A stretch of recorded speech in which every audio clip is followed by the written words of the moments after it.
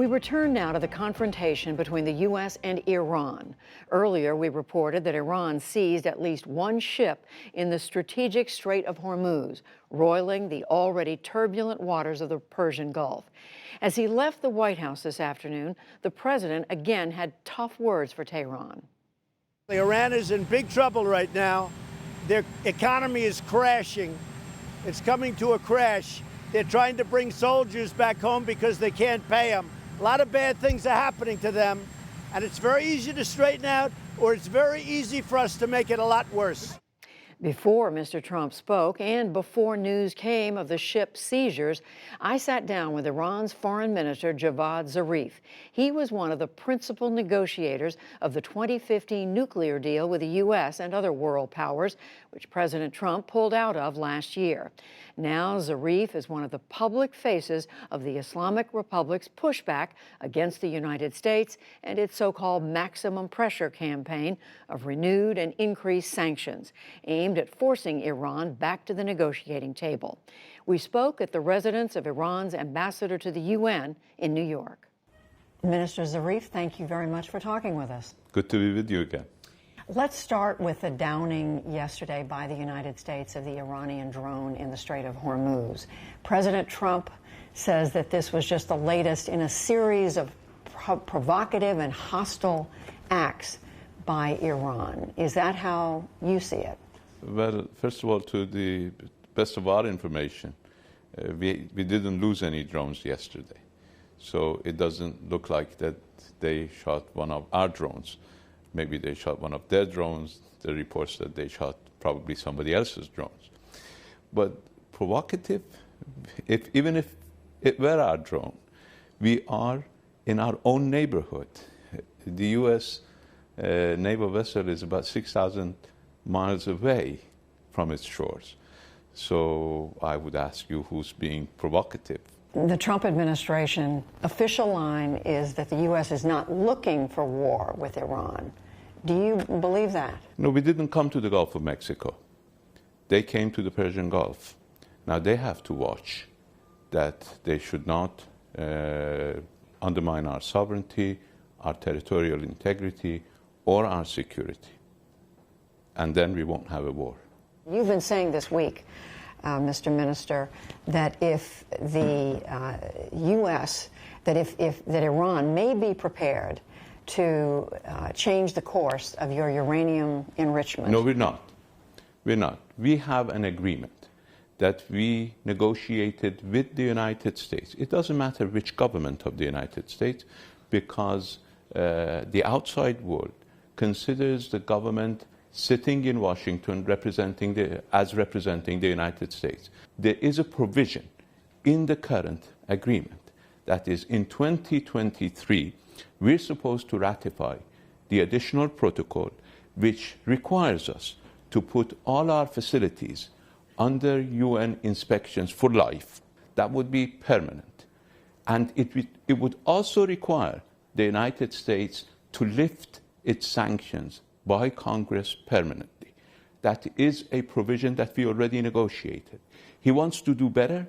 He can implement that provision right now, and rest assured that Iran will never produce nuclear weapons. If that is his objective, he can do it now. 2023.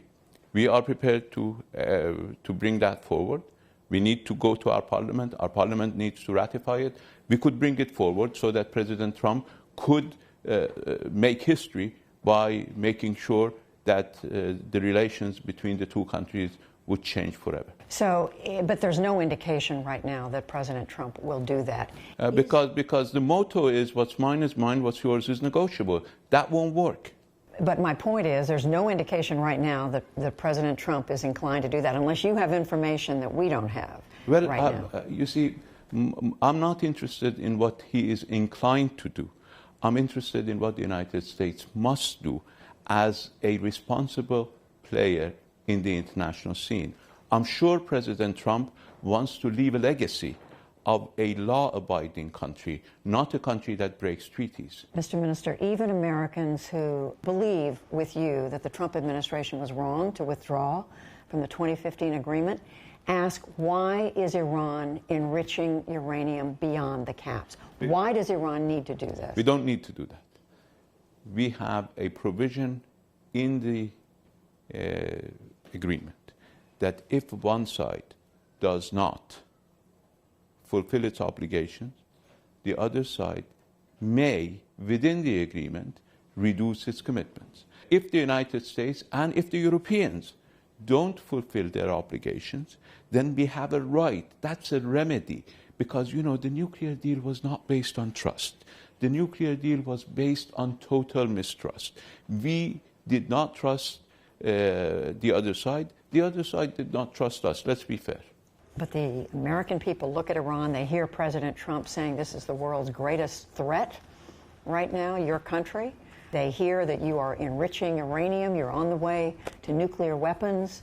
Why should they relax? Why should they not be worried? Had we wanted to build a nuclear weapon, we would have built it during the time that we paid for it.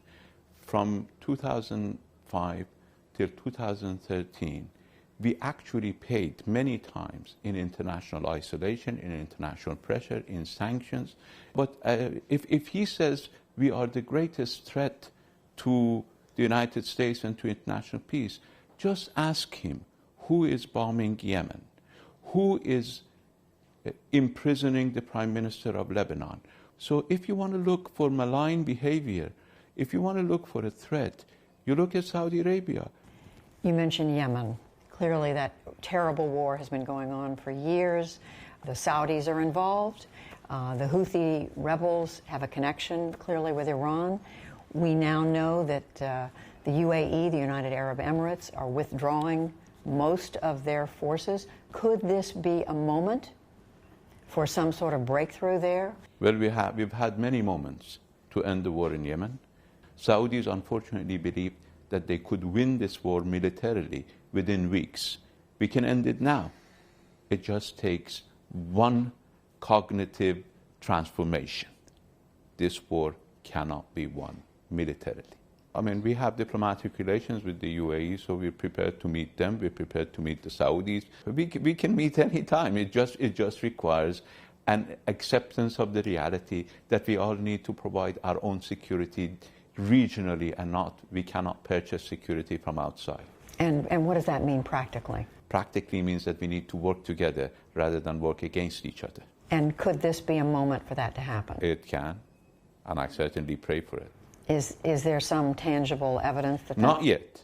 Not yet. Not with Saudi Arabia. But you're saying as of this moment, there's no movement, tangible movement in that direction? Because unfortunately, they see that the United States even supports them literally with murder. They can get away with murder and still get the support of the United States. And we all saw that, how it happened. You just said that Iran is prepared to sign a non-aggression statement. At the same time, we know that Iran is still supporting, working with a number of armed, non-state groups, militias across the region. Why is this continuing? Why does Iran need to work with these groups that are creating violence in so many countries? Actually, we work with groups that are defending themselves. It's the United States allies who are working with groups that promote violence.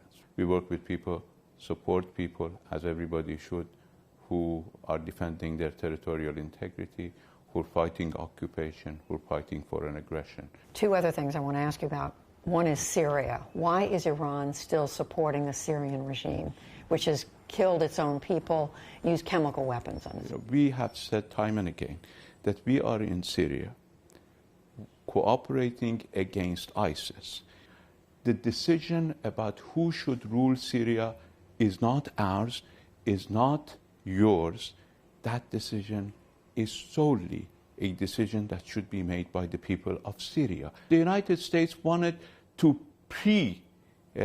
determine that Bashar will not be running in the election. But if you believe that he is such a butcher that is killing his people, then why do you mind if he runs in an election? He would be voted out by the people. You should only make sure that you have a free and fair election. And that's what we've been calling for. You believe Mr. Assad will allow a democratic process to go forward, free and fair elections in that country? I think he will, and I think we all should help him. You think the evidence of what he's done to his own people doesn't undermine that? His own people will decide. It's not for us to decide. It's for his own people to decide. And I believe always, at the end of the day, people are the best judge. But won't he be choosing who participates in the process? We can make sure that the process is free and fair. That we said from the beginning, and we continue to say that. Iran is now holding at least 6 Americans, detaining 6 Americans. Why is Iran holding them? The United States is detaining many Iranians who have not committed any crime. The United States is pushing other countries to detain Iranians who have only violated U.S. sanctions. I called for a comprehensive exchange. Unfortunately, the United States is not prepared to do that. Iran showed its good faith by releasing one. The United States has not reciprocated. So I think the problem is in Washington, not in Tehran. What will it take to win the release of these Exchange Americans? them. That's how I can get involved.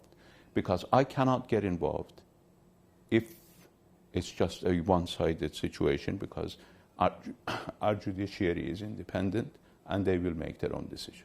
But if there is an exchange, then I can intervene. Finally, if there's one simple message you want the American people to know from the government of Iran, what is it? The government of Iran does not want conflict. All we want is for nobody to intervene in our affairs. I think that's something that that American people could easily understand. The Americans did not want others to intervene in their affairs. That's why they had the American Revolution. We do not want others to intervene in our affairs. That's all. Foreign Minister Javad Zarif, thank you very much. Thank you.